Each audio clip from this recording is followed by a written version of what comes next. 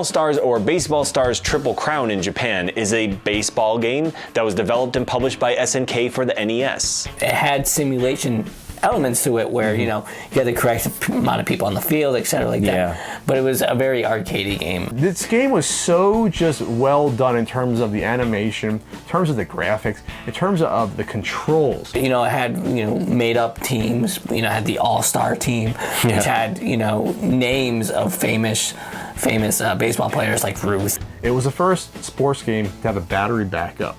You can have a full season of baseball on your NES and Baseball Stars. The game became a franchise series for SNK, and there's been 5 sequels. In fact, their create a team, create a player mode has been basically a standard function for any baseball game ever since. All the players had individualized offensive and defensive stats. You could create a player. You could create a team. Create a team. You could draft players. You could fire players. You could upgrade your players based upon money that you would acquire by winning games. You can have more of a thinking man's game, a little bit more of a game manager's type style, and because of that, Baseball Stars is really fondly remembered to this day. It's just one of those games that really pushed the NES to its limits, and there was so much thought put into a sports title like this. And then without having a player's license, and without having a team license, it is arguably the best NES baseball game.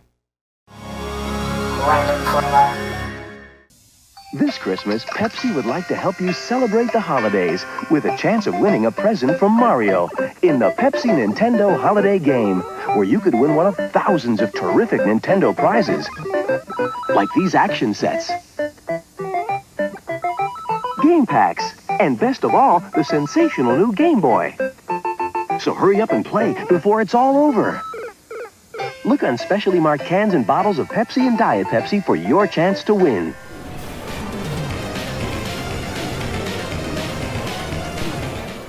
Teenage Mutant Ninja Turtles is a phenomenal side-scrolling beat-em-up by Konami based on the original cartoon series, and it just dominated arcades. Like so many kind of games at the time, it's a beat 'em up. Awesome. Amazing. Especially if you're a Turtle fan. The Ninja Turtles arcade game is about the closest you can get to playing the cartoon.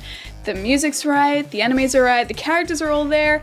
It's pretty much everything you'd ever want in a Turtles game, just wrapped up into a neat little package and then put into an arcade. Beautiful 4-player cabinet. You had the choice to pick between all 4 turtles. You battle your way through to save April and Splinter. Excellent graphics, excellent sounds from the TV show, excellent voice samples. You had characters like Bebop and Rocksteady, Baxter Stockman, Krang, Shredder. They're all there, all your favorites. The animation's great, the sprites are so colorful. It's so much fun just using the turtles and their weapons to kind of battle your way through the foot. They worked with the perspective of the levels too, so that almost like Michael Jackson's Moonwalker, where you start moving down in the lower part of the level in a diagonal, and you had to deal with perspective differently with giant balls coming down staircases. Fluid controls, destructible environments in some levels. The attract mode for Teenage Mutant Ninja Turtles was unmistakable. It had the same theme song from the cartoon and the beginning of the opening sequence. The sight of people just milling and crowding about a Teenage Mutant Ninja Turtles machine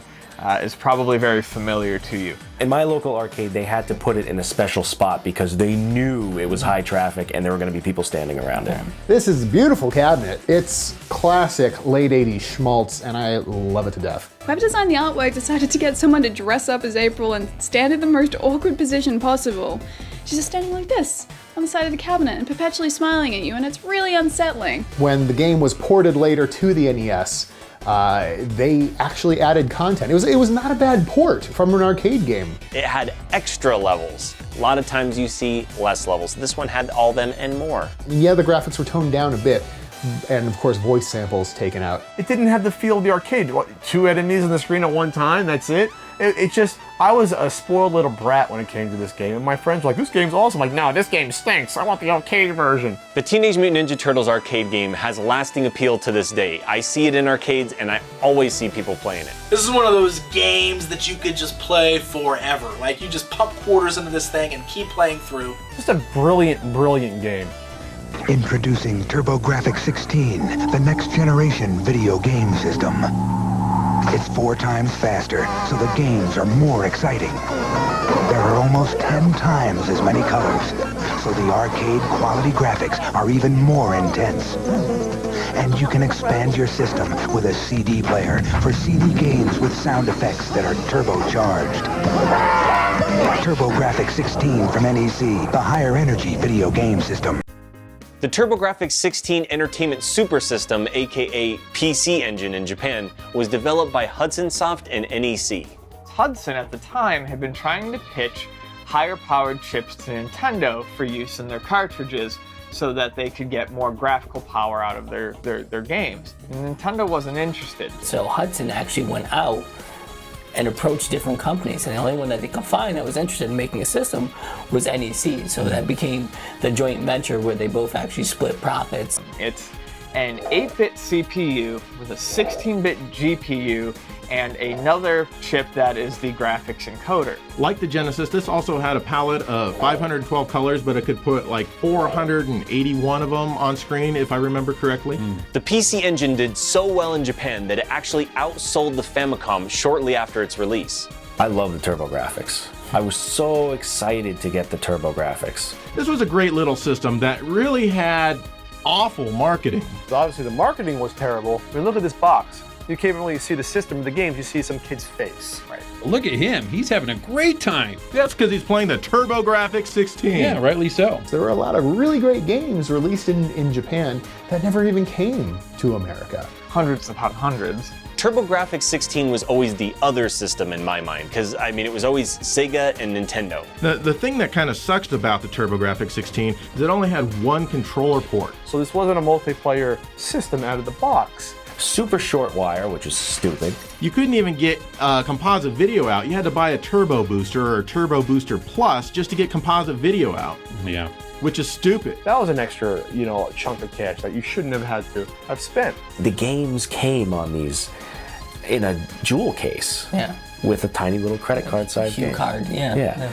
It got packed in with Keith Courage and Alpha Zone. Which is an okay game. It's not bad, but it's not a system seller. But they so badly wanted something that looked like a Mario game. They should have packed it in with Blazing Lasers. I think it would have done a lot better. Or R-Type. It became a niche system, mainly known for excellent shooters. I mean, in Japan, the PC Engine was wildly successful. Right. It's a very good system. It did a lot of firsts. It would later come out with a CD-ROM attachment, which was the first CD system in the US for a video game console. It did not rely on things like FMV games or anything like that to sell itself. Too bad the CD system initially cost $400. Initially, the TurboGrafx 16 sold well in the US, but ultimately it suffered because of a lack of third-party software developers. It was just a unique system and marketed horribly by NEC.